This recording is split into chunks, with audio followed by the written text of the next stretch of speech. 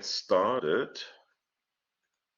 So welcome back for day 2 of our online session about the data analysis for single case experimental designs.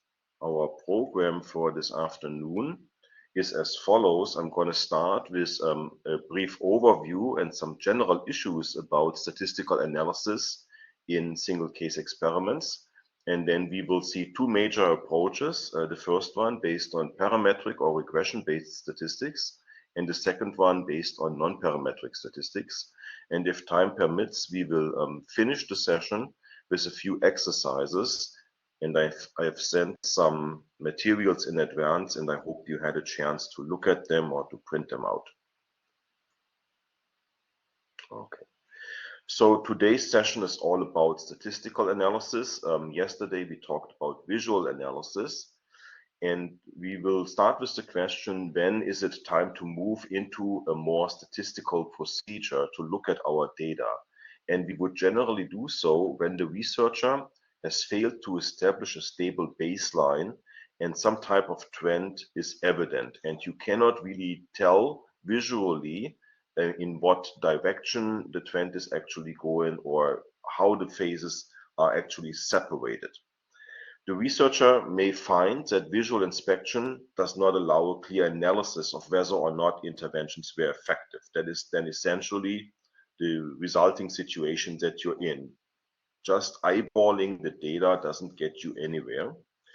And this is nowadays not such a uncommon scenario, because more and more single case researchers increasingly conduct their studies in less well-controlled settings. We are moving more into community settings. It's a big topic, especially in AAC research and related research, to move into more naturalistic settings that are as close to normal as they can be. But with move into more naturalistic settings, the variables that can influence performance of our participants, they become more and more, and we may not have all of them under control. And if we are out in the community, a lot of different extraneous variables can influence our participants, and for that reason we may find more variability in the data, and in consequence that then might lead to the need for more statistical analysis in our data set.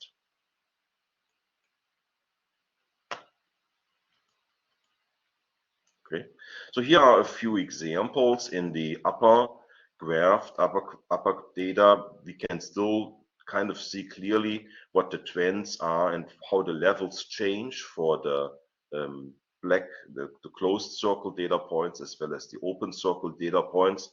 But once we move into these lower graphed data, then it becomes incredibly difficult just by using visual analysis to tell if one treatment version here is superior to another one. These data lines are very close to one another. And here, for the different conditions, 3 different conditions are being graphed. And all these 3 different versions, they are all over the place. They completely overlap, or they overlap a lot, intersect a lot with one another. And then visual analysis is not going to be very helpful. So these lower 2 scenarios, they are definitely scenarios where we would want to run a more statistical procedure.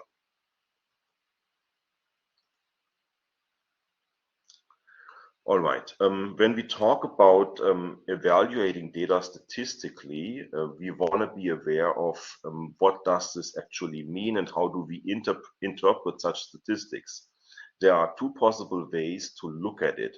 We can look at it from an experimental point of view, and we are saying we're just interested in the statistical significance, or we can look at it from a more therapeutical or clinical point of view, and we can ask, what does that statistical difference actually tell us? How meaningful is that?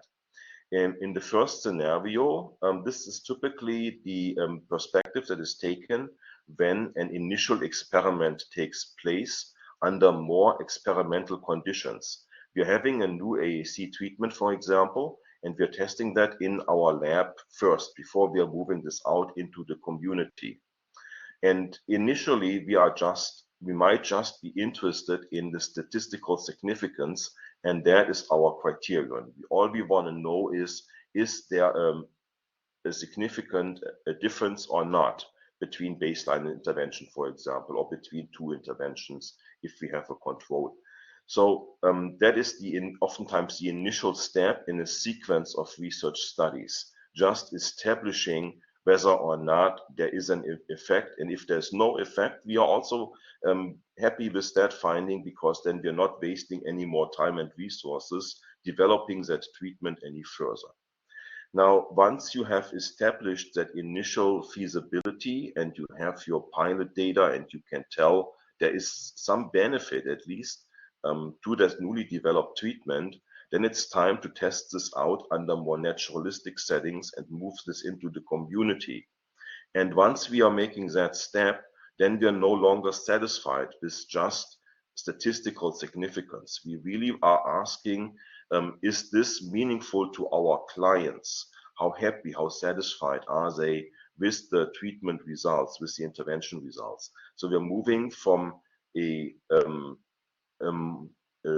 very focused criterion from statistical significance to something that is a little bit broader in its conceptualization, namely therapeutic or clinical significance. Just a very tiny difference that may be statistically significant may not be therapeutically or clinically significant. And that is also one of the big controversies around using statistics. Can they really tell what is meaningful to our clients? They probably cannot always do that. So that is why there is still the need for visual analysis and also to actually ask the participants through a process that is known as social validation. And ideally, so here the bottom line here, ideally you want to not just only rely on statistical testing. You want to do your visual analysis and you want to do your social validation processes to establish this so-called therapeutic or clinical significance of your results, of your research findings. Right.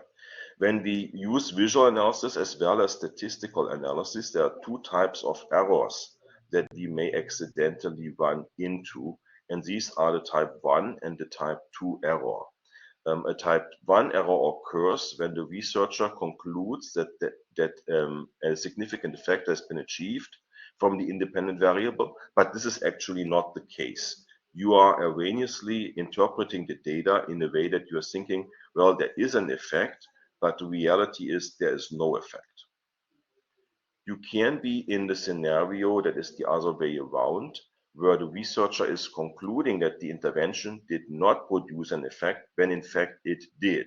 So the difference between baseline and intervention, for example, is very tiny, and you are thinking it is not of any significance, but as a matter of fact, it is. So those two different scenarios are always possible, and when we choose any data analysis procedure, we want to pick it in a way, we want to select it in a way that we are minimizing the risk to run into any of these scenarios. Right. So I mentioned this already, that visual inspection of the data has been the tradition, has a long history in single case experimental designs, and there has been a lot of controversy whether or not we should replace visual analysis with statistical analysis. But currently, people are still thinking it is still good to keep both. Visual analysis has been the dominating approach for very many years. It can, however, sometimes give you a flawed impression, and it can result in this type 1 error scenario.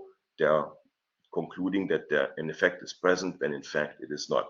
I mentioned some of the error rates in my talk, and we could see that sometimes error rates for visual analysis range from 16 to actually 84%, depending on how well visual raters are trained in their analysis procedures, how well they are able to look at the data and identify and interpret it clearly. So that is a good reason not just to rely only on visual analysis and supplement it with statistical analysis. So bottom line, like I said before, you want to do both. There's no replacement for the information provided by graphing the outcome variable as it varies over time. Eyeballing the data, visual inspection has its perks, has its advantages. You're online with the data as it happens. You can make moment-to-moment decisions when you use visual analysis, and it's basically the basis for any subsequent analyses. But it can benefit from being supplemented with a statistical procedure. So we don't want to rely only on visual inspection because researchers may disagree in their interpretation of the data. The graphical presentation might be flawed or can be misleading. It completely depends how you choose the different axes, how you scale them. That can make the data appear more cluttered or less cluttered, and that can all have an effect on how the data is being interpreted. With visual analysis, you have the potential for a type 1 error through an effect that is known as serial dependency. I will show you what this means in a later slide. So bottom line, relying on visual inspection alone these days is considered no longer satisfactory for very many scenarios. Okay, so when we look at statistical procedures, there are essentially two major types of statistics, descriptive measures versus inferential statistics. Today, we don't have the time to talk about this descriptive measures. You can get those out of any textbook or out of a general stats class. With descriptive measures or descriptive statistics, we mean those statistics that merely describe data, and they will give you some hints about the central tendency of the data. For example, what is the data's mean, mode, what did I mean, mode, one more thing that I keep forgetting. Median, mean, median, and mode are the three most critical descriptive measures. And then there are measures of dispersion, what is the standard deviation, what is the variance around those mean measures of central tendency. That can go into a single case manuscript as well. Oftentimes researchers provide tables where they summarize what the mean performance was in a given phase in a single case design, but it is not necessarily mandatory. It depends on how you want to write up your manuscript. Whereas the data analysis section, where you draw inferences, where you make some type of description, where you draw some type of statement, whether or not this data did vary, there was an effect, that is more required, that is more mandatory in writing up a single case manuscript. And we would do that with inferential statistics, and inferential statistics can be parametric or non-parametric depending on what requirements need to be fulfilled for the data to meet a certain statistical test or procedure. Inferential statistics, the name inferential because you want to derive at a decision. You are inferring, you're making, based on the data, you're making a statement, a prediction, whether something is significant, different or not.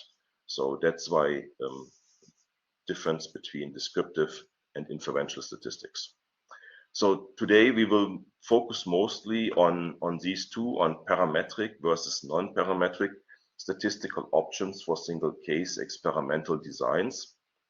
I will start with some of the parametric options that are out there, and then I'm going to move into the non-parametric procedures. They are more applicable for your purposes. In the short time that we have today, we cannot go into too much detail about parametric statistics, and they typically require that you consult with a stats expert, a statistical consultant, to help you implement those with your data. All right, but we should all know what these statistics are about. So let's start with the parametric option. In parametric statistics, there are always certain assumptions that statistics are based on an understanding of a population from which the measurement were obtained. And in order for us to apply these statistical procedures, certain requirements have to be fulfilled. For example, parametric statistics often assume that the samples that we are drawing, the samples that we are working with, are random. In single case design, we are often picking our participants purposefully. So we often are not able to meet this criterion. Parametric statistics also assume that the scores that we are obtaining, so the different performance scores on the y-axis in single case experiments, that they would be independent of each other. I will be talking about that point in a little bit. Parametric statistics also assume that once you conduct an experiment and then you conduct it again, you would repeatedly get about the same type of result. That may also not occur in single case experiments. Parametric statistics then go ahead and say the data that are obtained from participants should be normally distributed. In single case scenarios, we oftentimes do not know the distribution. And along with that, parametric statistics assume that samples have similar variances, so the spread of the data around a common mean is about the same for each individual participant.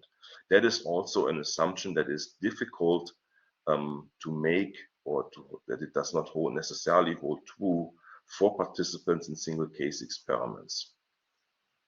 And then you use mean value, standard deviation, variance, the measures of central tendency to estimate differences between measurements that characterize particular populations. So you would use your descriptive statistics, compare that from one phase to another phase, or from one participant to another participant, depending on what design you have. And you would then, based on the outcomes of the stats test, you would then draw inferences whether or not there was a statistically significant difference.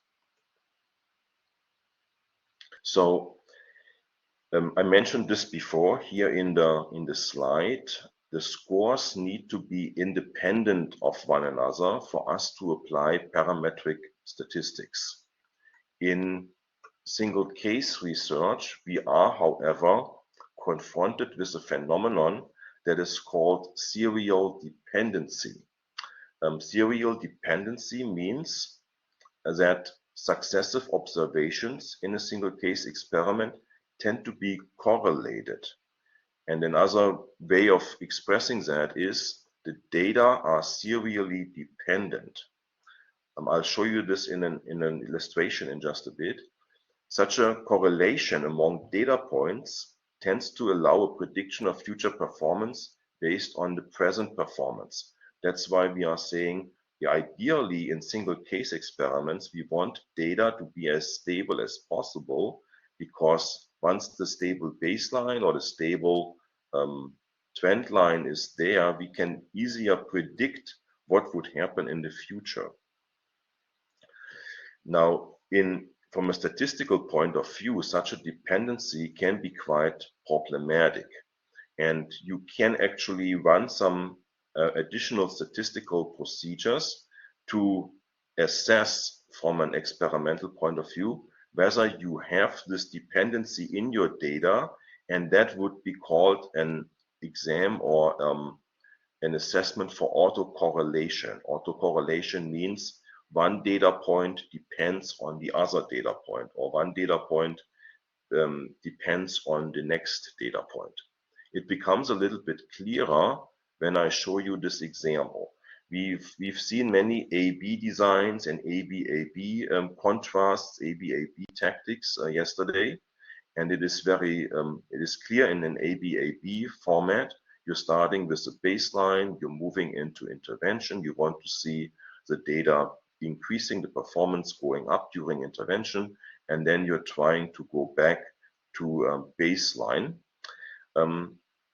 When you move into intervention, this is typically what you expect in a single case experiment, that one after another, the data points increase. The performance gets better every session. From a statistical standpoint, what this means is that this second data point would not have happened without what happened in the first one. The third one depends on the second one, because what has been learned here during session 2 is the basis for improvement in session 3. Because so much has been learned by session 3, the fourth data point is even a little bit more better, and that fourth data point would not have occurred if we didn't have 1, 2, and 3, and so forth. So I can always go one step further and always say, well, we have number 5 and 6, and they are this high because the knowledge or the performance of the participants has been increased step by step by step. But the participant did not jump up from 0 to 5 or 6. That's not what happened. The participant increased his or her performance in little increments, every day a little bit more. And that is typically what we want to see in a learning scenario. From a visual analysis perspective, this is a good scenario. We would definitely say B is better than A, and there is a significant difference here. From a statistical standpoint, this makes things complicated because now we have serial dependency in the data, and it becomes even more clearer that the data are serially dependent when we are trying to move back into A. Now we have that phenomenon that that B is not reversible, and we cannot retrieve the initial baseline.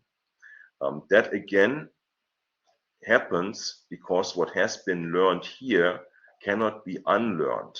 There is some type of spillover or carryover effect. And again, from a statistical standpoint, that is called autocorrelation or serial dependency. These data points depend on what happened here. And that's why you have this phenomenon. And that ruins the application, or that ruins the potential to apply quite a few of these parametric procedures. They do no longer hold true because we are seeing this type of serial dependency in the data. Right? This has been quite a bit of subject to debate. Bradley Udema was a very famous, still is a very well-known statistician who as early as the mid-80s has said there is no autocorrelation in the data, and he was denying that this effect would occur. However, his studies looked at very few observations, and he underestimated the true extent of that phenomenon of autocorrelation. Newer studies suggest that there is serial dependency in behavioral data. The range could be 12 to 83%. So we must not ignore these types of relationships between the data points. Essentially, this leads to violations in basic assumptions of many inferential statistics. And if you then go ahead and still apply your parametric inferential test, you would get a biased significance test, a biased result. Failing to address this autocorrelation type of phenomenon can result in faulty inference testing. That is basically the bottom line here. Ideally, you would initially examine the single case data, whether or not autocorrelation exists, but this is not always feasible. You have to be a well-trained statistician in order to be able to do that. Applied researchers just eyeball the data and just conclude, yeah, it's obvious from visual analysis that there is serial dependency, so I better do not run inferential statistics. Right. Here's an example of what would happen if you were still to run inferential statistics. The most commonly known inferential procedures that are out there are F-tests and T-tests, and these tests compare whether differences in means are statistically reliable between or among different phases. Originally, this comes from group designs, and you would say they examine if there is a statistically significant difference in the means between group A versus group B. You can replace the groups with the phases that you have in a single case experiment. For example, control group could be baseline and the treatment group could be the intervention phase. People actually sometimes do that, and you will find manuscripts that have applied a t-test to single case experimental designs. However, such attempts typically ignore that there are certain data assumptions. For F and T tests, the assumptions are as follows. There should be normal distribution of the data. There should be homogeneity of variances, the spread of the scores from that central tendency, that should be about the same, moving from one participant to another participant. And the observations should be independent, and as we have just seen, this may not always be the case. So when you apply F and T tests to single case research, then the groups would become the phases. You would treat your different phases of the single case design, you would treat that as if they were groups. And then you could go ahead and look at the mean level of baseline and compare that to the mean level in the intervention observations and run the t-test or f-test that way.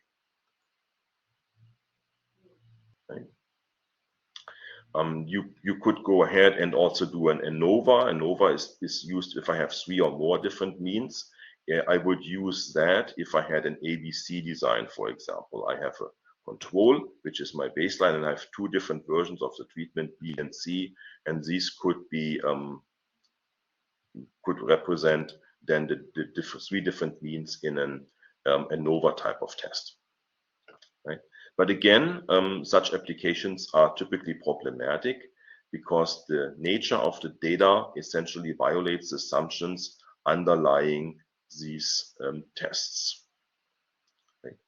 So when we look at effects in a single case design, we essentially cannot say with certainty that the assumptions for these tests can be met. Right? And that is essentially why t-tests and f-tests should not be used. The data structure in single case experiments greatly violates the assumptions of what is called normality, a normal distribution of the data, a homogeneous spread of the data around the central mean, and then also having no serial dependency in the data. All of this is quite problematic. We cannot make those assumptions about single case data. So that would then mean if we are still applying these tests, the results of the t-test or f-test would be highly flawed. They would be erroneous, especially when trends are present in any phases of the experiment.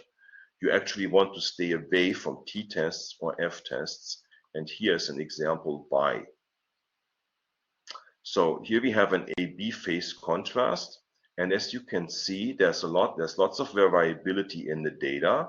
So initially, that would be a good case, that would be a good argument why we have to use a statistical procedure to supplement visual analysis.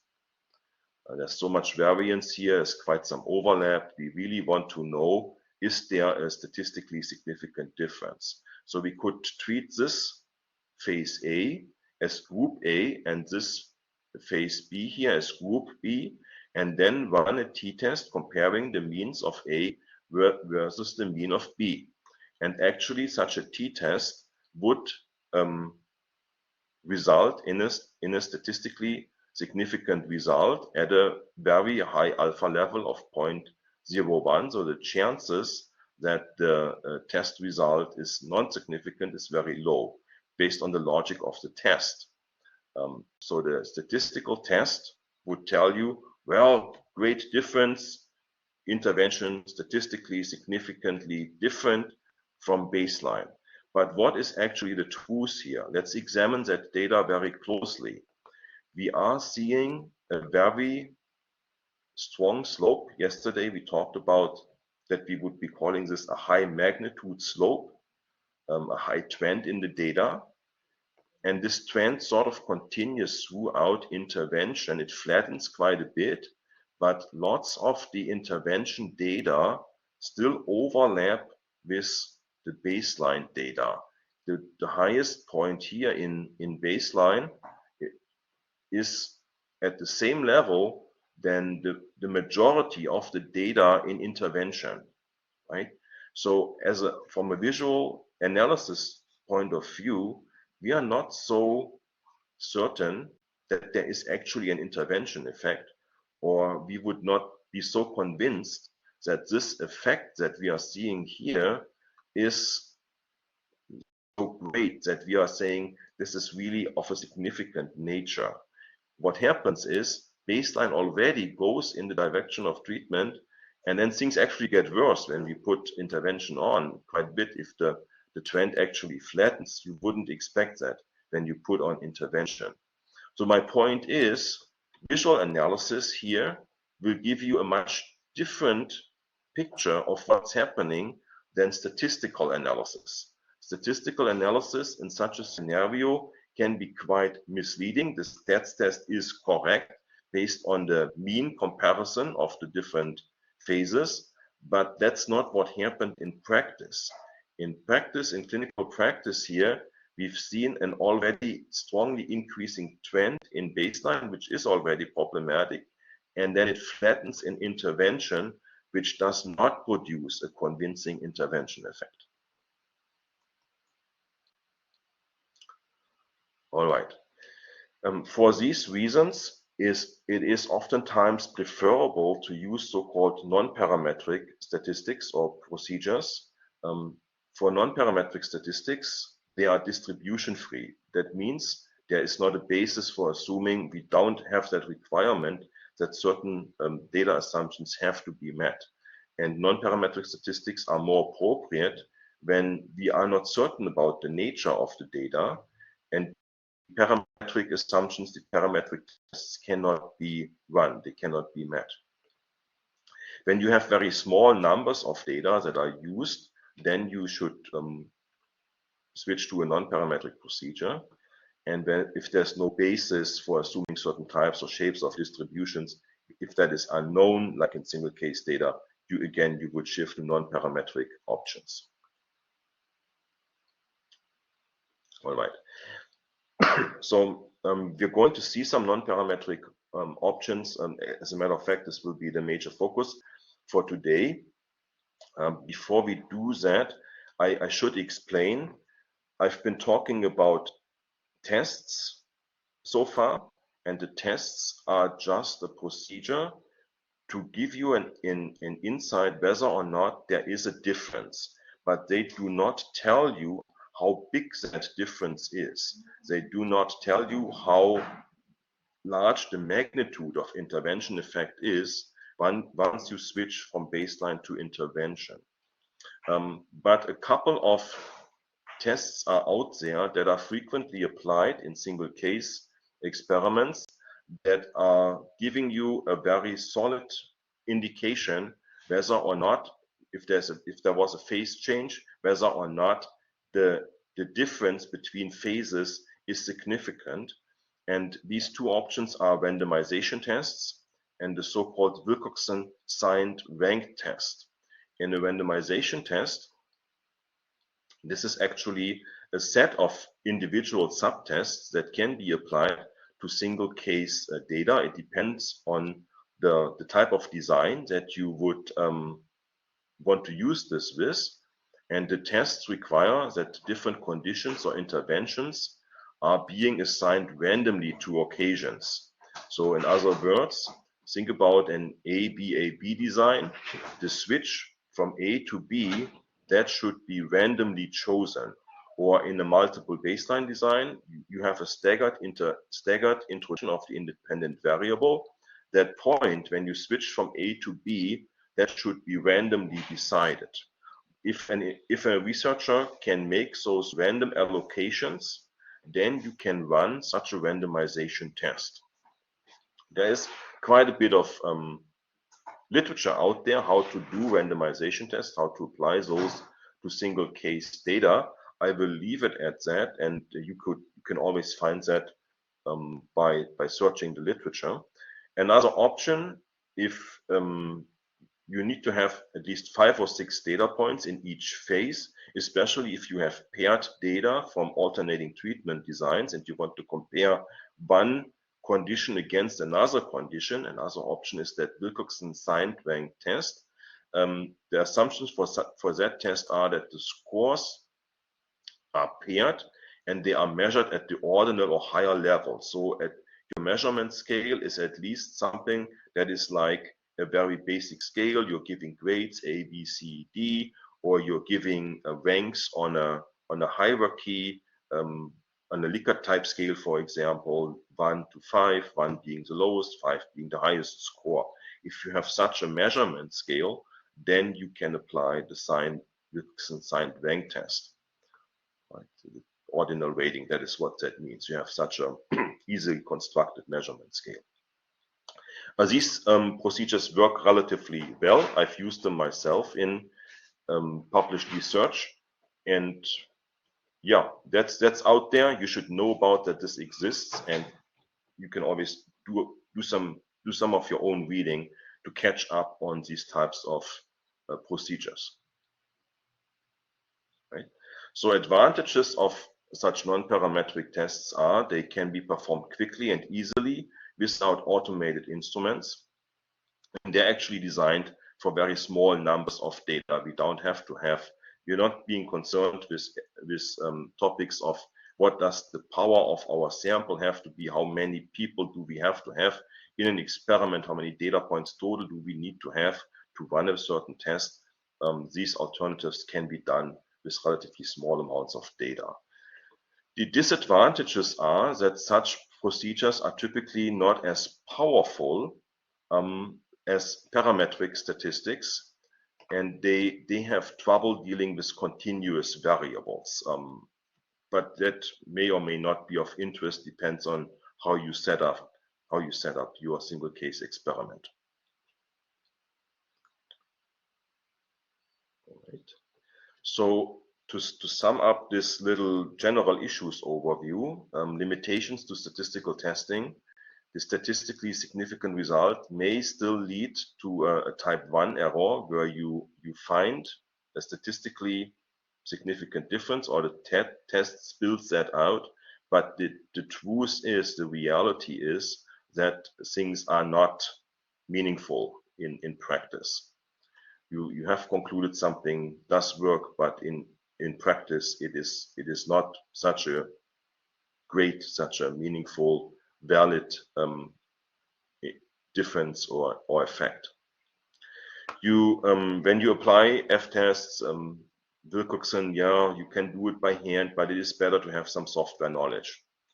For the randomization tests, sometimes the easier ones can be done by hand, but the majority of them also requires quite a good amount of knowledge of a software program. And in general, like I said before, we want to use these tests as a supplement to visual analysis. And we are using them particularly in situations where we can't tell visually if there is a difference or not, or we can't tell visually how large that difference is.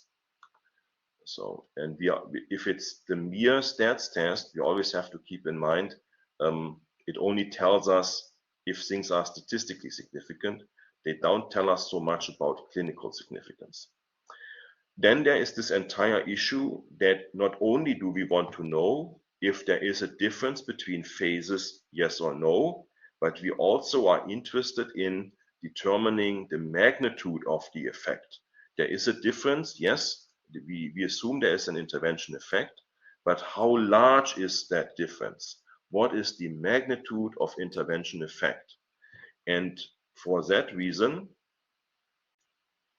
we need to move into what is called effect size metrics, certain statistics that give us an impression not only whether or not there is a difference, but also how large that difference is.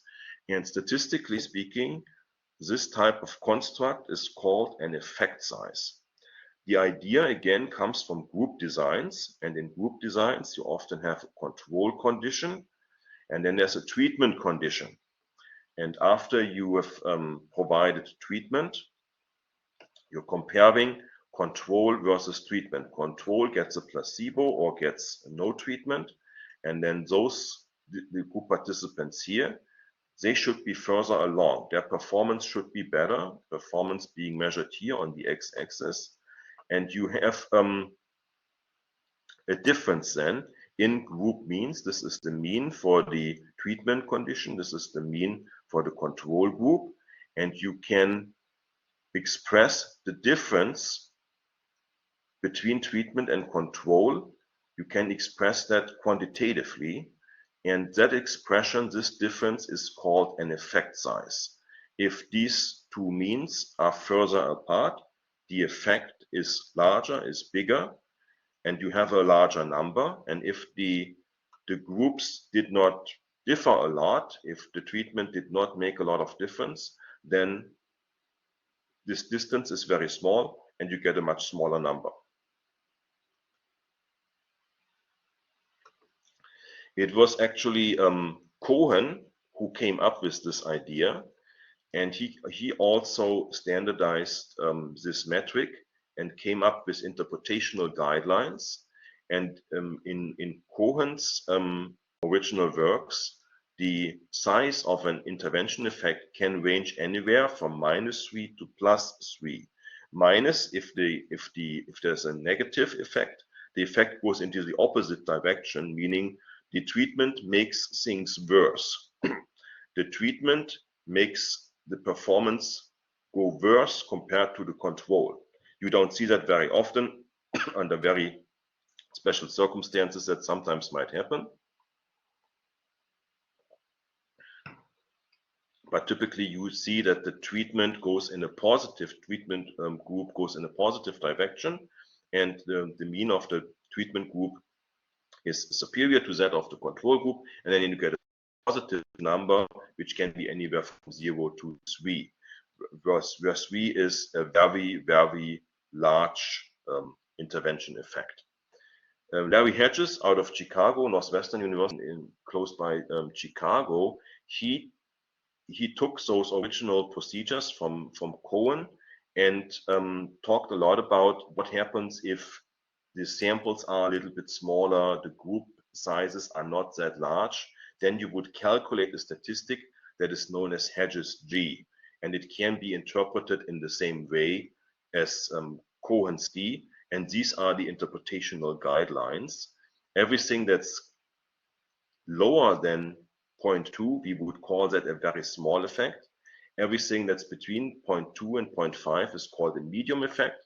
0.5 to 0.8 an important effect. Everything that's over 0.8 is called a very large or major difference. Right? And these types of statistics, Cohen's D and Hedges G, they are called standardized mean difference, SMD, from the idea here. We're looking at the means, we are taking the difference between the means, and we are expressing that in standard numbers, standardized. So we have the same interpretational guidelines that relate to all these types of scenarios, right? So this is how group researchers do it. Now, someone might say, why not use these types of procedures, Cohen's D or Hedges G, on an A-B scenario, on single case data? You could treat your A phase as the control and your B phase as the intervention, and then calculate that difference and divide it over the pooled standard deviation, like you would do in a group experiment. However, people have actually done that, have applied this group design effect sizes to single case data, it turns out that the numbers that you're getting out of this application, they are far above this type of scale. You get numbers that are at a 5 point something, 6, 7, right? So these interpretational guidelines then do no longer apply. You get what is called an inflated effect size. You get a very large number out of this formula, and you cannot compare that to the scheme here that you have for group designs, right? So for that reason, it is recommended not to apply Cohen's d and Hedges g to single case experiments. We need different procedures, different metrics. So that leads us into our next topic. We need to be very careful when choosing effect size statistics, effect size metrics. Again, we have to look at what are the requirements of the specific metric. Does it require a minimum number of data points or participants? Is the metric only applicable to a certain type of design? Some of them, for example, might only be applicable to multiple baseline designs. Other metrics need some level of randomization in the data, or they have these assumptions that we see in group statistics and parametric statistics, that there needs to be normal distribution, no autocorrelation, and so forth. All effect size procedures might be limited in certain ways. You need to look closely at their abilities to detect changes in level and in trend. We will see later on that most of them can detect changes in level, but not every procedure can detect changes in trend. In single case research, we often have phenomena where the data is curved or things go up and down. And we call that orthogonal slope changes. And can the effect size metric depict such orthogonal slope changes? And what happens with the effect size if you have data that are all at the floor, or there are some data points are outliers and are at the ceiling? We would call that floor and ceiling effects. You have data that are equal to 0, that's a floor effect, and you have some data that are maxed out, are at the top of the scale, and that's called a ceiling effect. Can the procedure, can it deal with this? A very general consideration before you select the proper metric is the one of, what is the intention of the experiment? Is it to increase behavior or is it to decrease behavior? The direction of the intervention effect, whether it goes up or it goes down, that will also dictate what type of statistic or effect size metric you would want to choose. All right. This is what's meant by orthogonal slope changes. This is not too uncommon. It happens once in a while in single case research. You have some trend in the data. Here there's a slight upwards trend in the baseline. There's a huge trend here in treatment initially, and then it stabilizes across along the ceiling of the measurement scale. Once you go back into baseline, you see a drop in performance, but it occurs not very rapidly. It goes on over time. So there's a medium slope here going downwards. And then when treatment comes back on, you're reversing that trend essentially, and the trend goes back up. So the question here is, there's still a lot of overlap in the data, but because of the different trends, we would still say there is an effect. The trend definitely indicates the phases are different, and I can reverse treatment, and when I put it back on, I get the same effect that I had before, right? Just by eyeballing the data through visual analysis, I can say that. But would a statistical procedure, would it be able to arrive at the same conclusion? It may not, because you have the means are oftentimes the same. If you look at this phase, and this phase, this is essentially mirroring that one, and you may not get a statistically significant result out of these scenarios that are called orthogonal slope change. Right, so just something to be careful about.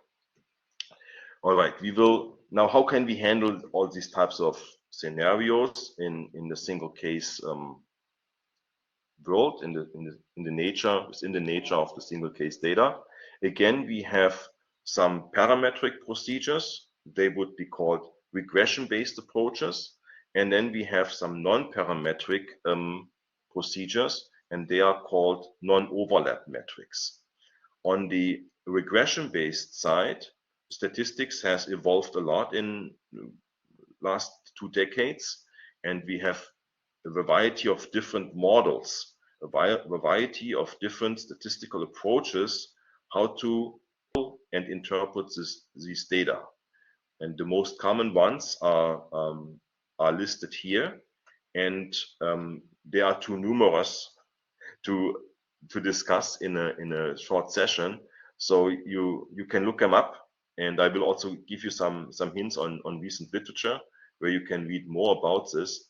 In the following slides, I will just explain to you what the basic logic is, so that you understand how these types of procedures, how they work, and what assumptions they make. And then you can decide later on, when you are collecting data, whether or not this is worth pursuing for you, or if you have the actual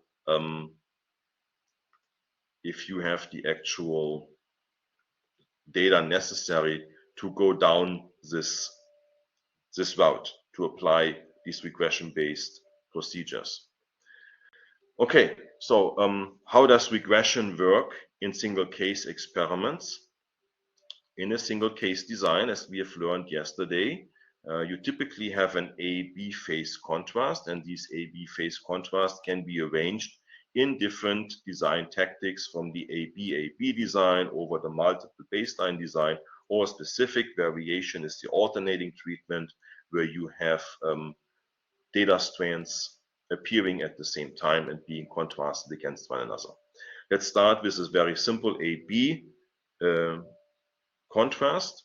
We have learned how we can describe the trend in a phase through a trend line, and we can do that for baseline. We can draw in the trend line. I've shown you yesterday how the split middle technique can be used to draw the trend line, and then we can also do the same thing for the intervention trend, and then we can, if we were to use visual analysis, we can compare the baseline trend against the intervention trend, right? We've talked about a change in level. When we are visually analyzing the data, we would be looking, what is the mean level here during baseline, what is the mean level during intervention, and then we would talk about changes in level, right? Or here in the regression-based procedures, they take the last data point in baseline and they compare that to the first data point in intervention to derive a measure, to derive a difference that indicates the change in level.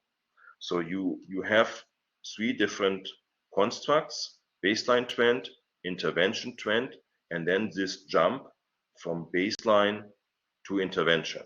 And all of this can be described statistically and mathematically.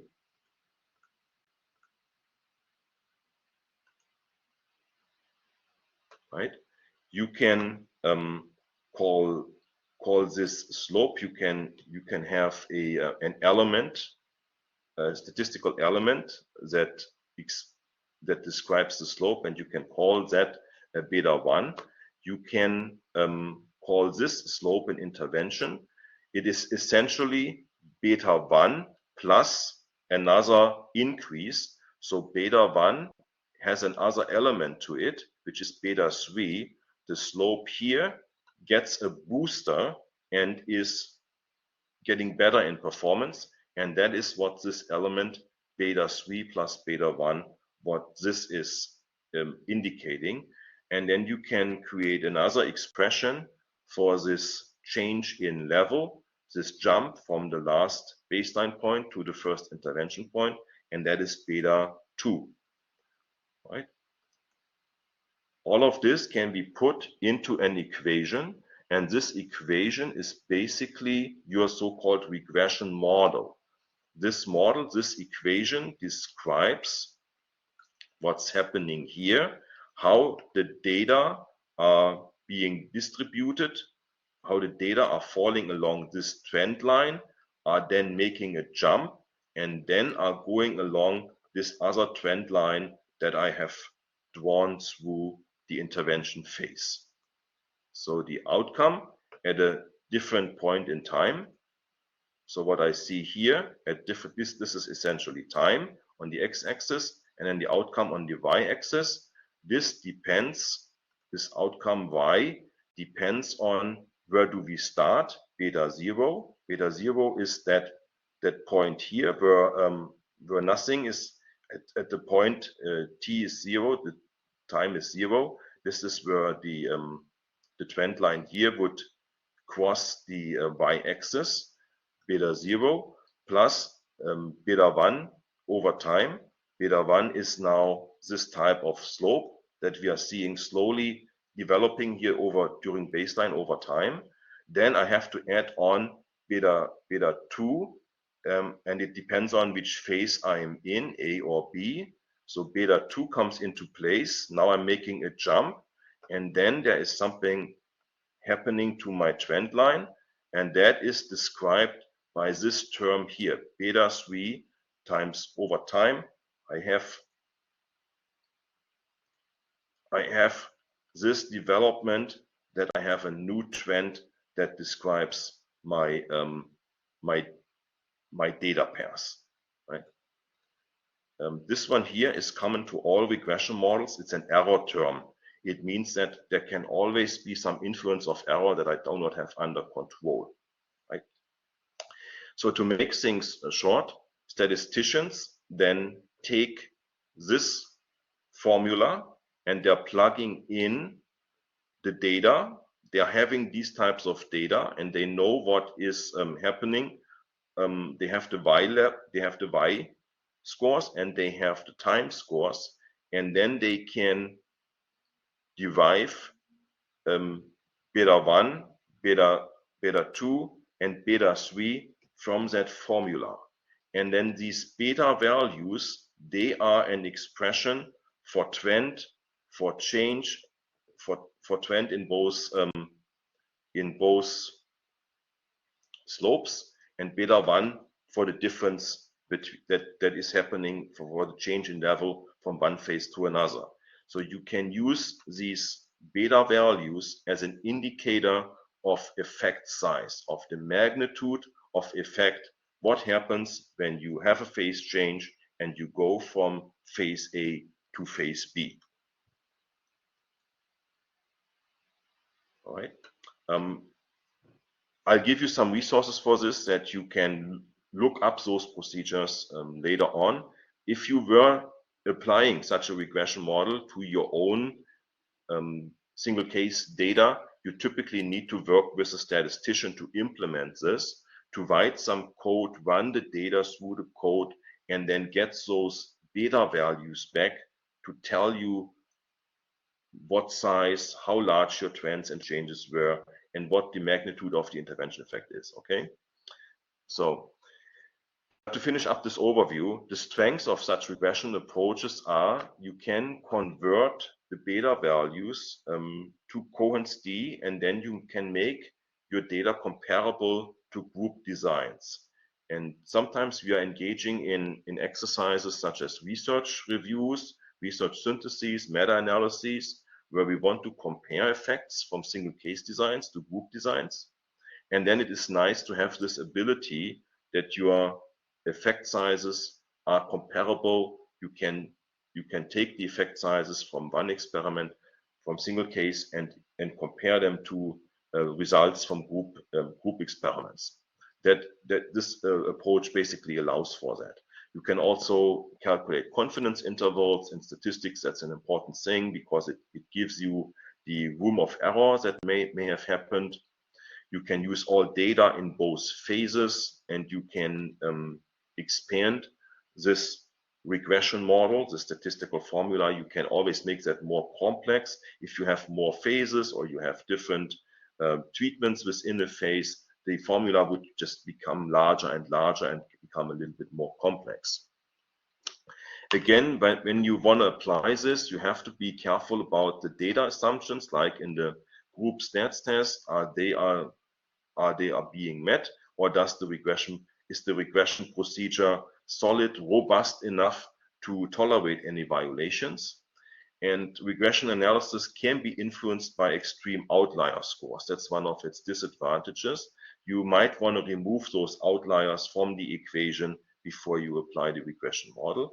And needless to say, this is a little bit more complex, a little bit more complicated, and you really need to have a good statistical background and work with a statistician. I'm currently in that position myself. I've had years of doctoral training and years of related experience in data analysis, but still I would not say that I am competent enough to apply these procedures to my own single case data. So I'm working currently with a statistician on some more complex scenarios where I'm actually using this. But I'm not doing it myself, and I would not recommend that you do this just by yourself.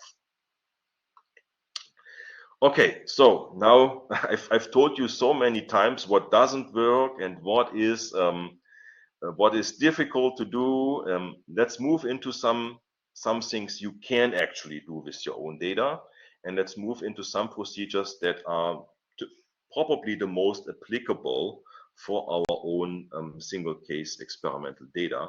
And these approaches would be called non-regression based approaches, or sometimes they are also known as the family of non-overlap metrics. I've listed them all here.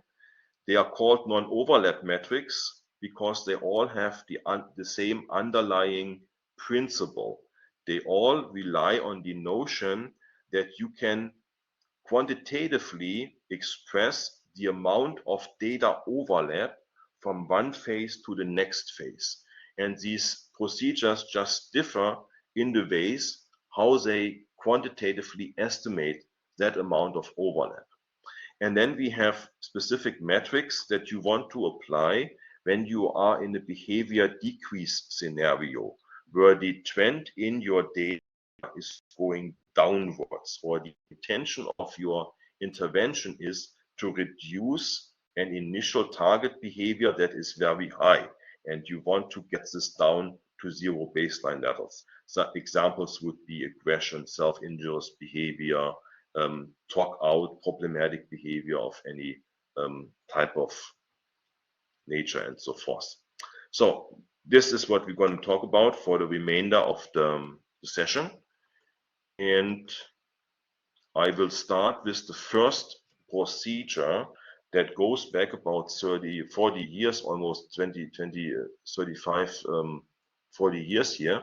And this procedure is known as the percentage of non-overlapping data, or PND. It does exactly what I just said, the calculation of non-overlap between baseline and successive intervention phases. And it does that by identifying the highest data point in baseline and then determining the percentage of data points during intervention that exceed this level. It's a relatively easy to interpret statistic, and it's non-parametric, meaning we do not have to worry about all these assumptions being met by our data that we have with the parametric tests. So here's an illustration how the PND would be applied. You're having your typical A-B phase contrast. You're looking at the baseline phase A, and you're identifying the highest data point during baseline, and then you're drawing a straight line over intervention, and that is basically your threshold. And now you are saying everything that is above this threshold, that is truly indicative of an intervention effect. because it does not overlap. And then everything that is on that line or below that line, those are performances you might have seen anyway because the participant already showed those performances during baseline. So we are discarding those data points. And then out of the 11 data points that we have in intervention, 7 over 11, that is the percentage of non-overlap. So that would be 60%. And I can tell you right away that is not very high. That is a relatively low effect.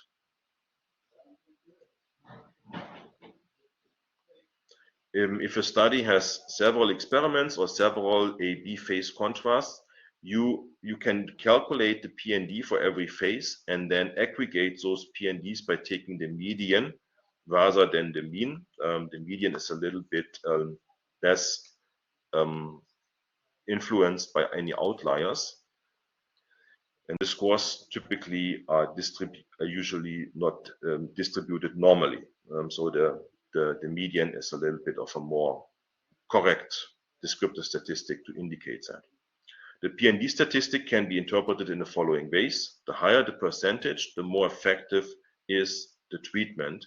And Scruggs, Mastrogieri, and colleagues have come up with specific guidelines how to interpret the PND scores. So the range, the proportion can be from 0 to 100%. These are percentage scores.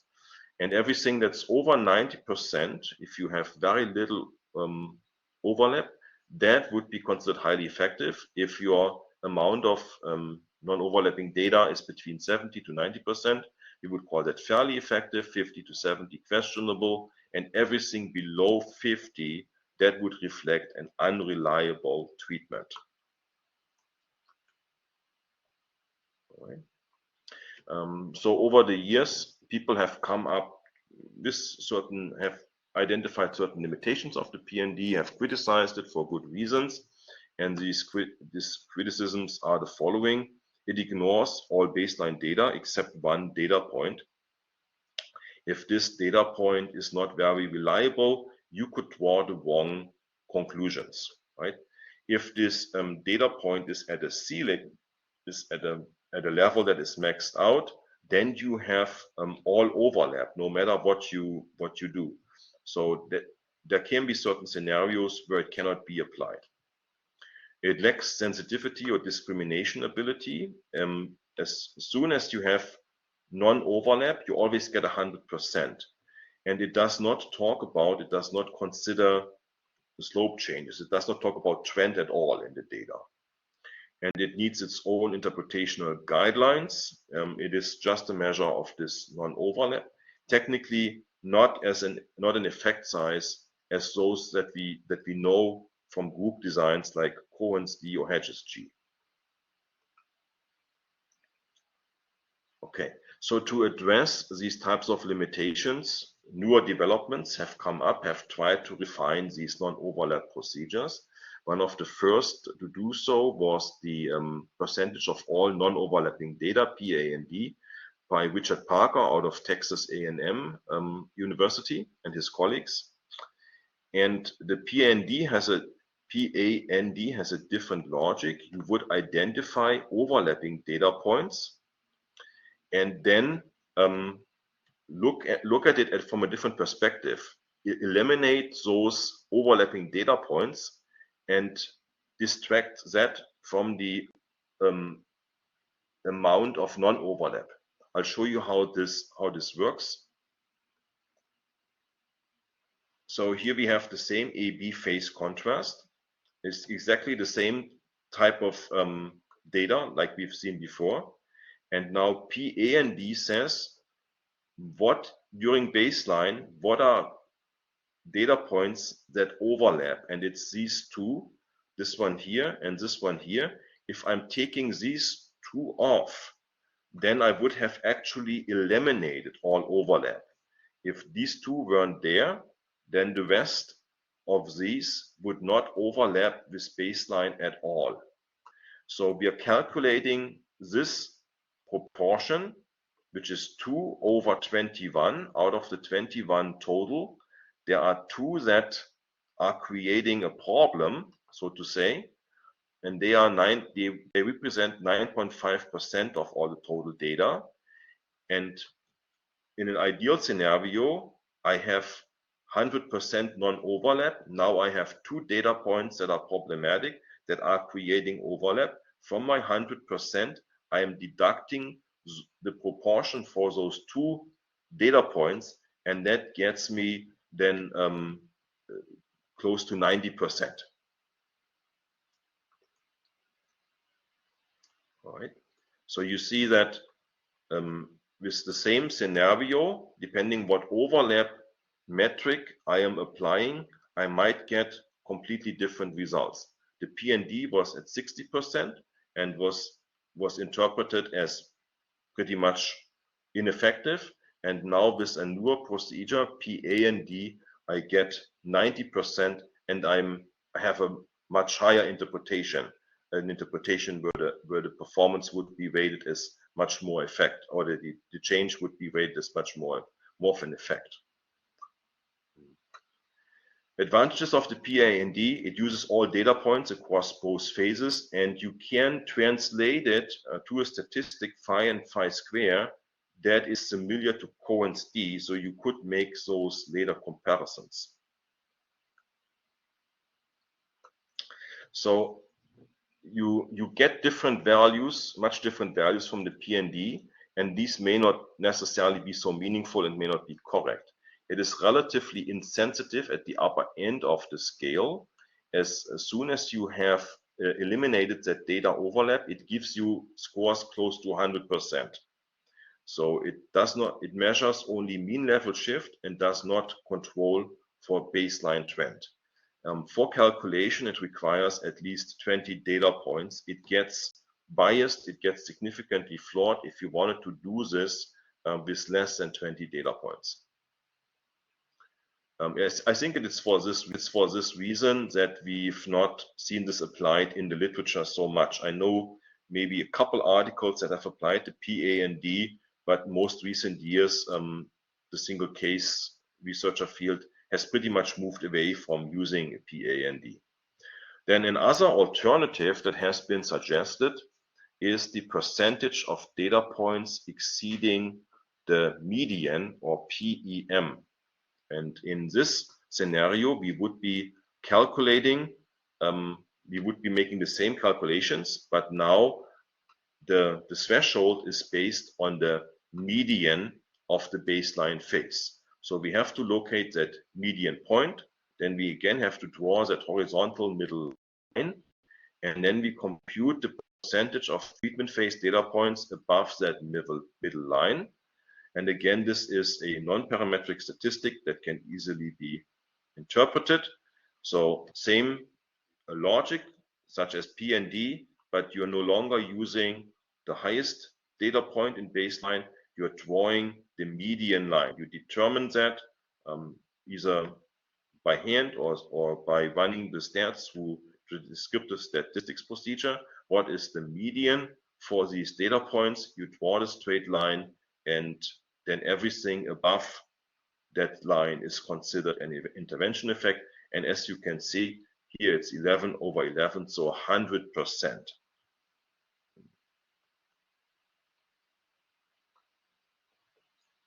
And there's different scores or different interpretational guideline. These scores can range from 0 to 1. 0.9 to 0.1 would be highly effective, 0.7 to 0.9 moderately effective, everything less than 0.7 would be questionable or not an effective treatment. As you can guess, again, this gives you, because you're lowering the threshold, this oftentimes gives you very inflated scores, or very high scores, I should say, which is not so ideal. It lacks the ability to discriminate the less effective scenarios from one another. And again, I don't see this procedure being used very often in the field. It has advantages, disadvantages. can talk about this very briefly. The scores can easily be calculated from those contrasts. Right, you can do this for each call or for each category, for each phase. Like you can do with all of them. In the presence of a floor ceiling data points, PEM still reflects effect size while PND does not. So its major advantage is that an outlier, a ceiling data point or floor data point, that can be handled better than PND does it. But other than that, you have a tendency to get mostly 100% scores, and that is also not very fortunate, very advantageous. It does not discriminate very well. This is another way of saying that, insensitive to the magnitude of data points above the median. It does not consider trend and variability very well, and it may reflect only partial improvement if we have orthogonal slope changes. It can essentially not evaluate trend. That is its major disadvantage. All right, so percentage of data exceeding a median trend. This is a variation of the previous one. Previous one called PEM. This is called PEMT. And here we are not drawing the median line. We are using the split middle technique to paint in the trend line. I've shown you yesterday how to use the trend, how to do the split middle technique and put in the trend line. And so essentially what PEMD is saying. Can you put the slides back on? I lost the slides.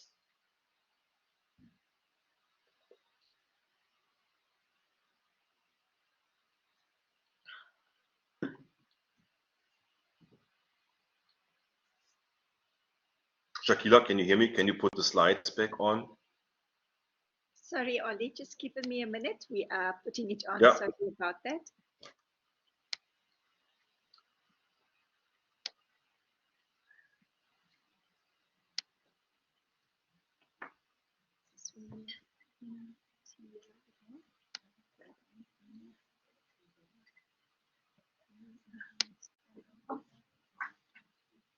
All right, good. I'll try to be brief and I'll try to wrap this up pretty quickly so we can do some exercises here. So the difference from this one to the previous one is essentially you are replacing the median line with the trend line and you're using that as your threshold. It has shown to have pretty poor agreement with visual analysis. It is sometimes better than other metrics, but studies have shown it still produces errors in about 1/8 of all data. It can better detect changes in level, but cannot detect changes in variability very well. Okay, pairwise data overlap is the idea that you should compare each data point in baseline with each data point in intervention. And then you are putting down if a data point is an overlap or if it's a non-overlap. And then there is a formula where you're putting down these overlap and non-overlap. You're summarizing these overlap and non-overlap scores. And again, it gives you a percentage of the magnitude of complete non-overlap. So it essentially same logic like PND, but now you compare each data point in baseline to each data point in intervention. This procedure has been refined. Well, I'll talk about it in the variation comes in a later slide. It has received more attention. So this the bottom line here is this is the more serious. This has become the more serious procedure. It produces more reliable results. Is closely related to established effect sizes, and it matches visual analysis very well. The limitations are it takes slightly longer to calculate. You have to make certain calculations. You have to write down numbers for each individual data point, and then you have to add together those individual scores. So the calculation is more laborious, and it can take long for a very crowded data series. And this one has led to the development of what is called non-overlap of all pairs, NAP, and then later on tau u. And from the sequence, I should have mentioned those statistics now, but my slides are going into a different direction, showing this procedure first, and then we will come back to this PDO type of logic. So forgive me for this, going off on a tangent, showing you a little bit of another procedure called the improvement rate difference, IRD. And again, we have a calculation of the percentage of improvement between baseline and intervention. And the logic here is somewhat different. You have to identify the minimum number of data points from baseline and intervention that would have to be removed for a complete phase separation. So it looks at both phases, and it wants us to identify points in baseline that are already improved, and it wants us to identify points in intervention that are not improved. And then we have to subtract those improved in baseline from the percentage that are improved in treatment. Very difficult to explain. I will just show you an illustration. So here, this a typical AB phase contrast, 10 data points in baseline, 15 data points in intervention. When we are looking at the data pattern in baseline, and we're comparing this over to intervention, this one is an unusual improvement, and we could say, let's eliminate this here. And this one, from the perspective of baseline, this one is also somewhat unusual in terms of that this is not necessarily an improvement, because baseline was already much higher than this data point. So if you were to take this data point off, and you consider this sort of an outlier, and you consider this an outlier, and you eliminate those two data points, you consider them the problematic ones that create that overlap, you take those off, then you have complete phase separation. What you have left here from this level on is all exceeding the level that you have seen in baseline. So this is the logic. Difficult to explain. You have a certain percentage of data points, but now taking off 100%, and then it gives you also an estimator of non-overlap, and then in this case scenario it is 83%. Right? This has been applied in research. Actually, I know several articles. You'd have to, if you wanted to apply this, you have to think about if this procedure makes essentially sense for your data. It makes sense in cases where you have unexpected outliers, I would say, and those outliers would be considered problematic. Then this would be a procedure that is sensitive to that.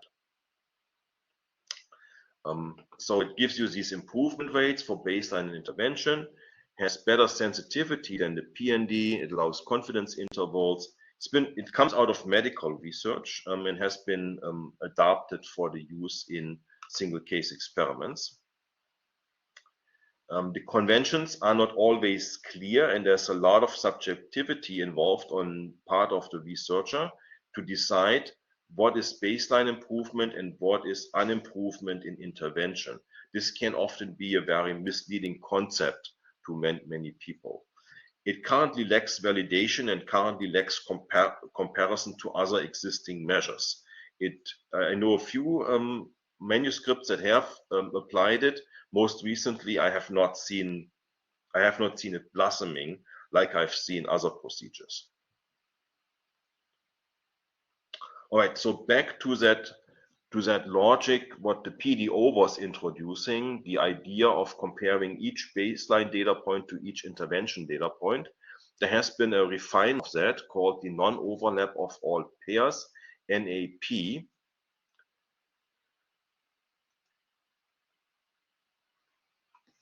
And this is essentially following the same procedure like we have seen in PDO. It does calculate overlap versus non-overlap a little bit differently.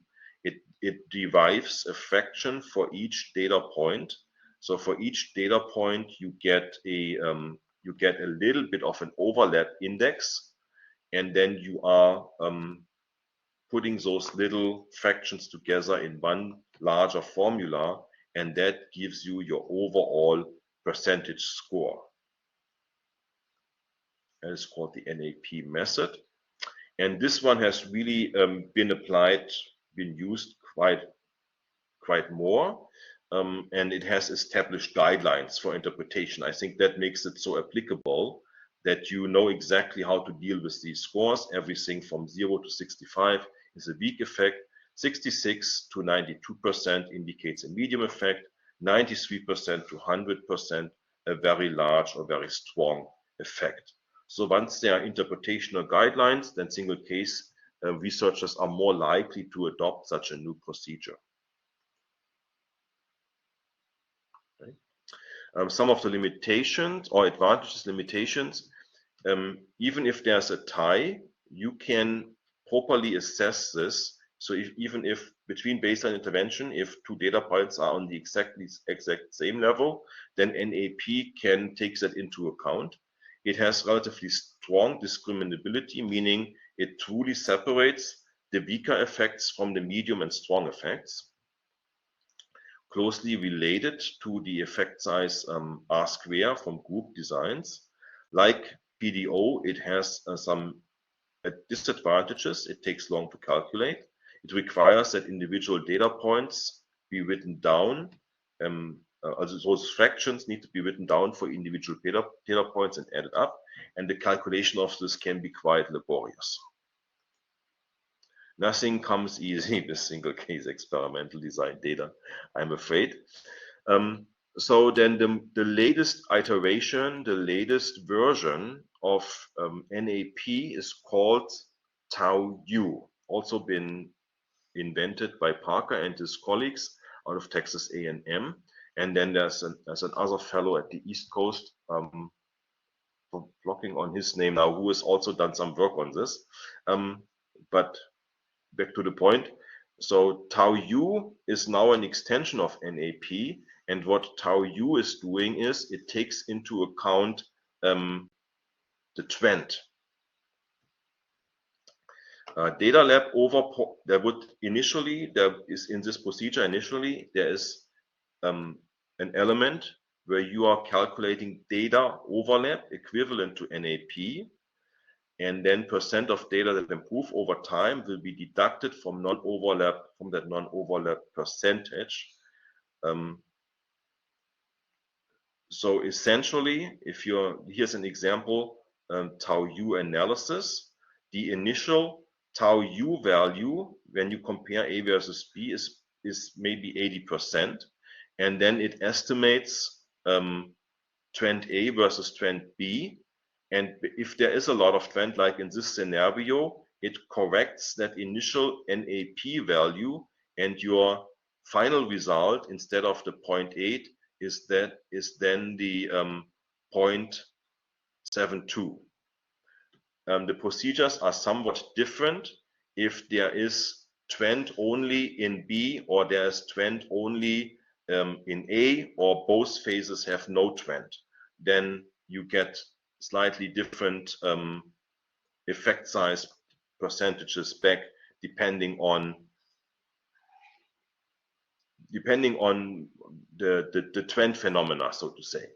But bottom line is you're starting out calculating that NAP value, and then whether or not depending on whether or not there's trend in A and or B, the initial NAP value is being corrected, and you get a new value, which is your final interpretation of the magnitude of intervention effect. And this is currently, I would say, is used fairly often. You see that more and more in published experiments, and there is a calculator out there to, if I had more time, I would have shown you a demonstration of that calculator, but you can find on the internet, there's a tau U calculator that allows you to plug in your baseline data, to plug in your intervention data, and then it will do these calculations for you. And then you take that, you take those values, put them in your manuscript, write it up, and saying you have used that web-based tau U calculator, and then you can submit it to a journal. I see that somewhat often, I would say, in published manuscripts, that people are proceeding that route. All right, to finish off, we need to talk about applicable metrics if you do not have behavior increase data. So far, we've only been talking about experiments where the intention is in treatment and intervention for the data to increase. Performance is supposed to get better, but in clinical practice, there are scenarios where the intention is to reduce a high baseline behavior. Here's such an example. We have a high baseline to start out with. This could be problem behavior, aggression, self-injurious behavior, and there's an urgent need to intervene and reduce this target behavior down to 0 baseline levels. So then typically what we would want to see in intervention is going down here, is reducing that to lower levels, right? Sometimes it does not reach the 0 line, the 0 baseline level, because there is a percentage of that behavior that remains, right? The problem behavior does not completely go away. Once in a while, the child will still be aggressive, or will be out of the seat, or will show some aberrant type of behavior. So it is not completely eliminated, and then you have this area here that is not accounted for, so to say. Right? So there's two different metrics that are applicable here. One is the percentage, is PRD, percentage reduction data, also called mean baseline reduction. Essentially, you determine the mean of the last 3 data points from baseline and the last 3 data points from intervention, and then you calculate the amount of change between baseline and treatment. So an illustration of how this is being done: you have the last 3 data points here in baseline, the 25, the 23, and the 45 over 3 is 40. Then you can do the same thing with the 10, the 2, and the 0 here in intervention. So there's one mean is 40, the other mean is 4, and then you plug it into your formula, you get a 90%. So in other words, the target behavior was reduced by 90%. That is what PRD gives us. And then the other option that you have is the percentage of 0 data, or PZD. And you should use this if the intervention is supposed to completely suppress the target behavior. So you identify the first data point to reach 0 in an intervention phase, and then you calculate the percentage of data points that remain at 0 from the first 0 point onwards. So in our scenario here, we would be looking at when does intervention reach 0? It is at this point at session 10. And then from over the next few sessions, how many times does it remain at 0, or does it get back to 0 again? So there's one more time. There's 6 occasions. This is the first one. We're starting with this 1, 2, 3, 4, 5, 6. And 2 out of these 6 times is it truly getting to 0. And that percentage, that 33%, that is then my magnitude where I'm saying it completely suppresses the target behavior. This one is a much more conservative, much more rigorous indicator of behavior suppression than the one up here. This one is more lenient.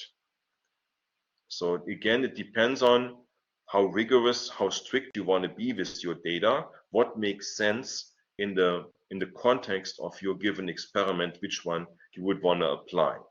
For the PCD scores, there are interpretational guidelines.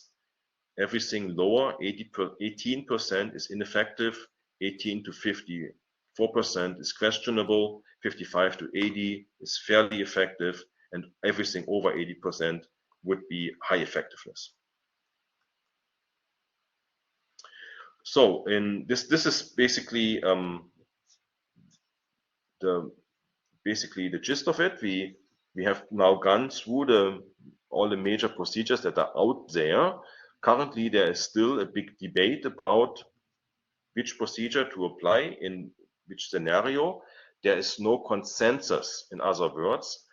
What is the single best effect size metric for summarizing the results of your single case experimental design?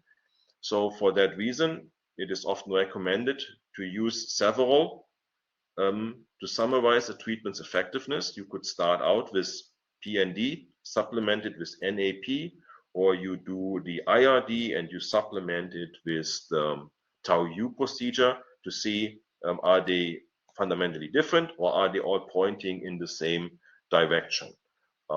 That is sometimes being done. The key, however, is that you're starting out with visual analysis as your basis, and then you're supplementing visual analysis with one of these. It is understood in most audiences nowadays that all of these procedures have their pros and cons, and that you should not overly rely on the statistical result.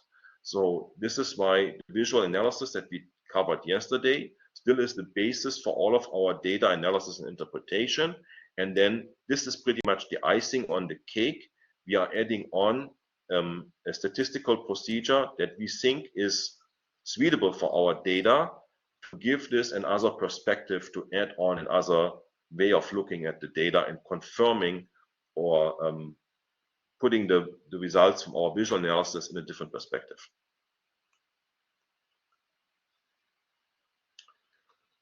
All right, future research. There's lots of research happening on this end. They still need to compare which metrics, how they compare to one another, how it can be used with real data sets, not using convenience data. Within these different non-overlap metrics, we need to contrast, compare those against one another to find out in what scenarios are which statistics most applicable, and then when do we want to use regression-based approaches and when would we want to use non-regression-based approaches. All of this is yet to come. If these more complex statistical procedures interest you, I want to point you towards two special issues that we have recently published in the journal Evidence-Based Communication Assessment and Intervention. One of these special issues came out 2020, Advanced in Statistical Analysis and Meta-Analysis of Single Case Experimental Designs. And then the next one is coming out March, in a couple of months, New Developments in Meta-Analysis of Single Case Experimental Designs. Here is the URL for the journal, and it has a lot of articles that go into much more depth than what I could just do today, and they give you the background behind things such as the various tau-U measures and the regression-based models that are out there. Specifically on the regression-based models and regression-based statistics, there is a free webinar coming up next week. I think I told you I'm working with a statistician to apply some of these to my own data, and we've been able to organize this webinar through the Campbell collaboration, and this is available for free. You just have to register on the Campbell website, and then they'll be sending you a link for the session, February 7th, 8 a.m. Eastern, so it's 3 p.m. your time. All right. Do we have any questions at this point before we go into the exercises?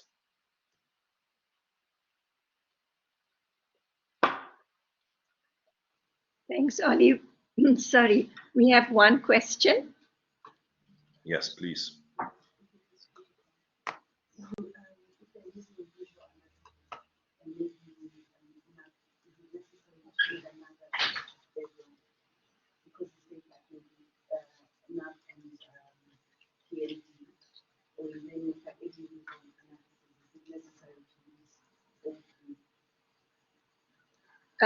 I think, Ollie, the question is, if you use visual analysis and then you're deciding on the kind of a statistical component, if you used PND and NAP, do you also have to use an IRD? So how do you decide? No. Okay. No. I think the No. decision. That's a good question. If you were to submit a manuscript and you're saying you started out with PND, but because of the well-known limitations of PND, you are supplementing your data analysis also with the NAP scores, and overall you're basing your final results and interpretation of these two procedures, then this is considered sufficient. You do not have to add on a third statistic like the IRD. I think this would lead to too much confusion. I think it would produce sometimes conflicting scores that not always point in the same direction. And then you have trouble writing up that manuscript, and you have trouble telling a convincing story to your audience. So I would recommend to stay away from that. Two, in my opinion, when I have been editing manuscripts for journals, if the author submitted two well-known established metrics, I would consider that sufficient. You would want to take the IRD if there's a good reason to do that. Let's say you had quite a lot of variability in your data set or in several data sets, and you actually have to deal with outlier removal. There is certain peaks in the data where this influences the so-called improvement rate that the IRD gives you a good picture about. That might speak towards implementing that IRD. You know, it all boils down how well can you argue? What is a good reason to apply one statistic or one metric over the other? If you can explain that in a plausible way, then an editor for a journal would typically accept that. Or worst comes to worst, they ask you to recalculate it using another procedure. Then you revise your manuscript accordingly, but you can still get it published. Thank you.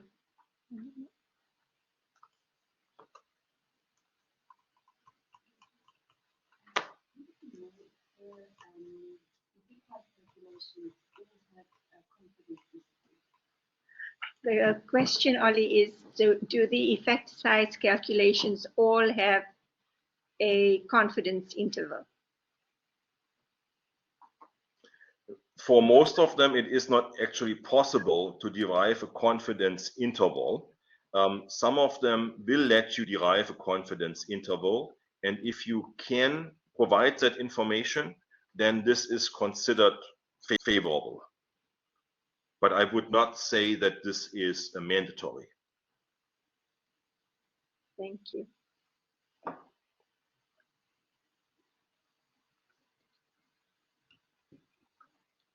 Okay, Ollie, I don't see any more urgent questions. I will try to share my screen and then do a couple exercises with you. All right.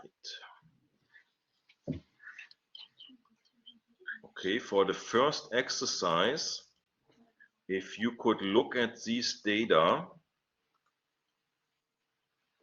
and maybe let's do the first, the upper data strands for Ben and Corey Snack. I want you to apply the PND procedure. So what you want to do is identify the highest data point in baseline, then draw a straight line over to intervention and calculate the percentage of non-overlap. All of them.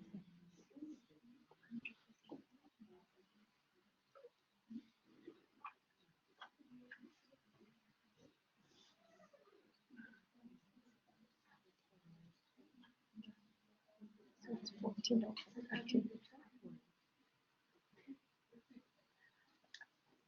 Ollie, there seems to be consensus that it's all of them.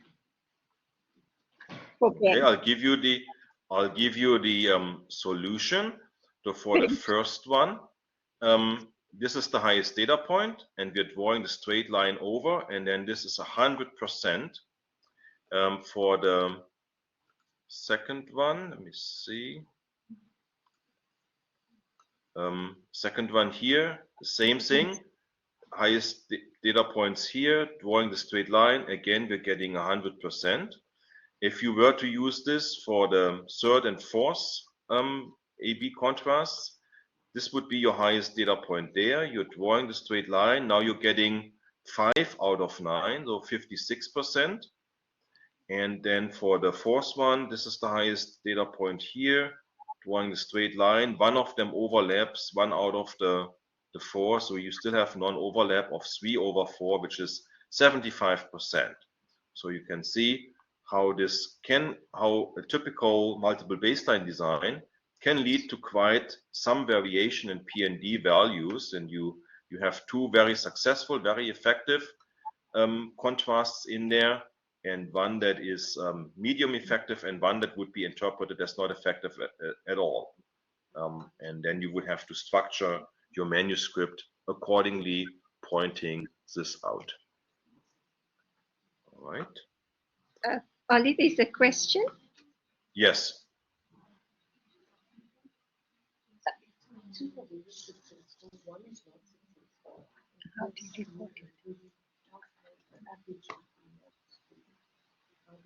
it? Say something about the intervention. Okay. It's maybe a more discussion question. If you wanted to discuss what this P&D data suggests, for example, now that 2 out of the 3 had some kind of, 2 out of the 4 maybe had 100% and the others didn't, how would you describe that in your manuscript? So you would put that in context with what you have observed clinically with the participant, and you would make very careful statements as to what may have happened with participant Ben and participant Corey during these other conditions as to why they weren't as successful. Maybe there's something about the snack stimuli that are more appealing to them, that lead to higher motivation and higher performance scores than the play stimuli that have been applied in those later scenarios. So those types of in your discussion section, those types of statements then have to be made from your clinical observations. What would be an explanation as to why these P&D scores do not turn out as high as they did under the previous conditions? Does that sort of make sense? It does. Thank you very much, Ollie. Yeah. And sometimes it doesn't have to be, it can be the context of the experiment. It could also be that something happened on those days that you didn't have under control, that some influence was there outside of what your intervention was supposed to do, that might be the reason the scores are somewhat lower. Yeah, so you decide and make very careful statements. What would be explanations for this variation in the effect size scores? All right, I do want to make sure that I show you a few examples of how to write these things up in a manuscript. So I'm gonna share a couple other things.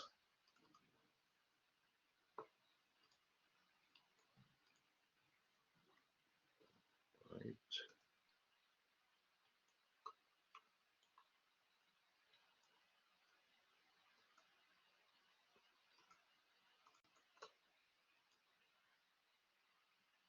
Well, it won't now. Here lets me share. No. Okay. Within your materials, you will find a set of documents. One is the PDF version, the other one is the Word file. So you can copy from that and use it as a template if you wish. You'll find an example of how to write this up in a manuscript you want to submit for your thesis or for later publication. And you can see here example number 1. We are starting out with a section. We are calling this data analysis techniques. And then we're starting with visual analysis because that is our basis, our foundation. And we are explaining briefly how visual analysis, what it is and how it is being implemented. What are the criteria that we are talking about? Like I walked you through these criteria yesterday. And then we are saying to further support the visual analysis, this type of test was applied as a supplement. And then we are also estimating the magnitude of intervention effect by using a proper effect size metric. So we have a 3-layered approach. Visual analysis is our foundation to support it and find out if there is a statistically significant difference. We're using a non-parametric test, and then to estimate the magnitude of the difference, to talk about how large that effect was, we are using an effect size estimation metric, an effect size metric, here in this case, NAP and percentage of non-overlapping data. And this is about 1 page that is sufficient for most manuscripts to explain what you have done. Write it very succinctly, very straight to the point, and at the end, do not forget to give the interpretational guidelines so the reader is informed what does a certain value, what does that mean. There's a second example, again, visual and descriptive statistics first, then phase comparisons. In that article, we had a little bit more complex design. There were subphases, and we needed to compare baseline against each subphase. There's a specific statistical procedure to do that. And then we went one step further and did effect size estimates as well, calculated P&D scores, and argued why P&D, it has shortcomings, yes, but it also has been used a lot, has established guidelines. So we wanted to supplement it, provide those P&D values as well. And then again, we're ending with the interpretational guidelines. In this, interreliability is in general something you need to address in single case experiments, treatment integrity, and so forth. Yes, we also talk about clinical significance in here and social validity. I briefly mentioned this would be a topic for other classes, but overall you have some nice templates here that you can use to write up your own method section for your thesis or for your manuscript that you want to submit for publication. The Rudolph and Wendt article, this is from where the templates are taken.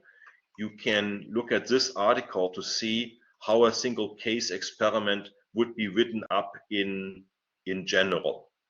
You look at the method section, you explain what the participant sample was, what experimental design was used, here the treatment procedures, therapy schedule, in-depth explanation, description of the participants.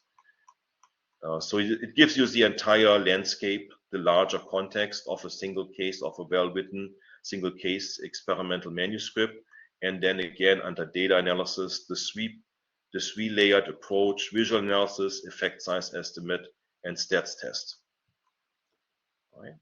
So I'm hoping this is valuable and will guide you in the future. Good. We have about 5 or 6 minutes left. I have given you one more material to work on, which is a little bit of an R code. I don't know how many of you were able to download the R stats package onto your laptops. I will just do a demonstration of how something like this would work if you were serious about implementing these statistics with your own data. So you would open R on your computer. See if I can share that.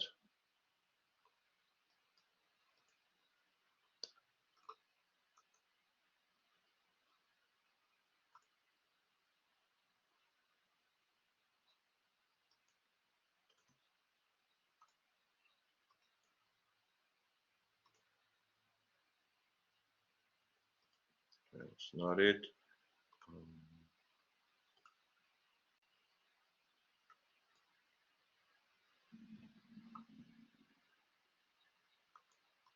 All right, now you should be able to see my screen. Let me know if you're not seeing anything. We're seeing. So when you can see it, right? Yes, thank you. So this is the free R software. R is an open source stats package that has become very common in statistical analysis. Most authors, most applied researchers are using the R package these days for their statistical analysis purposes. And unfortunately, it is free. That is a good thing. But the downside is it is not very user friendly. You have to write your own code. You have to basically program the software for your own purposes. For the purpose of these effect size calculations, I have provided you with some code. So if you open the file functions 688, if you open that in a text editor, this is what you will see. And now you have to copy this entire code.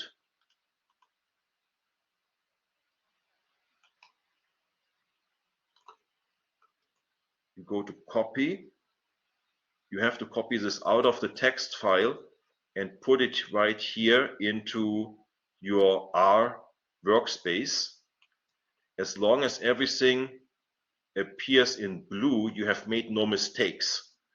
If anything is highlighted in red, then the R software tells you you have made a mistake, some command is misspelled, or there is some flaw in your code. But so far, everything looks good. If you're looking down here at the very end, I have already created some sample data, and the R program will look at the last example that I have put in. Base is my baseline data and inter is my intervention data. So for my baseline data, I have this data series. This is if you look at your graph data, these would be the values that you can pull from your graph data. So you have a baseline, 0, 2, 3, 4, and so forth. And then you, on your graph, imagine this in your head, you have an intervention phase, and then there's intervention data, and for each data point there is a value. You're putting these values into this string here.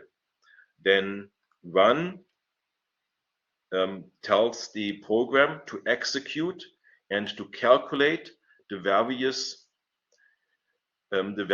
statistics, the various parametrics, non-parametric statistics for your data, and the contrast is between baseline and intervention.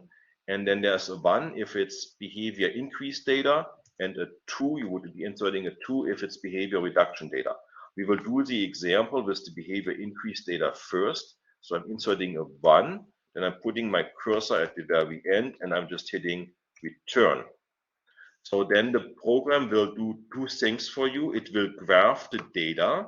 This is not a good graph. It's a very simple graph, but you can use this to check if it matches the visual representation of your data on your own single case experimental design graph. So you see the baseline data and you see the intervention data, right? And now we are interested in what is the amount of overlap and what is the associated effect size metric with this. And then the program, the R program, will give us these, it will spill out these percentages here at the very bottom. So we can see the PND is very low, 60, PM 100, PMT 60, PAND about 80, the IRD value relatively low, 60, the PDO somewhat higher, and PDO square are related. NAP is the one I mentioned at the end of my talk, and NAP here about 96%. This is probably I could go with that type of interpretation. If I use PND, it would be very ineffective, an ineffective score, so to say. That might be because of that over reliance here then on this one data point.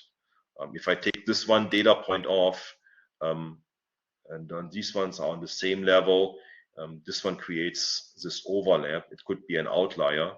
So if I want to follow that logic and follow that argument, I would disregard PND and I would go with NAP, make the case for NAP, every data point in baseline compared with every data point intervention gives me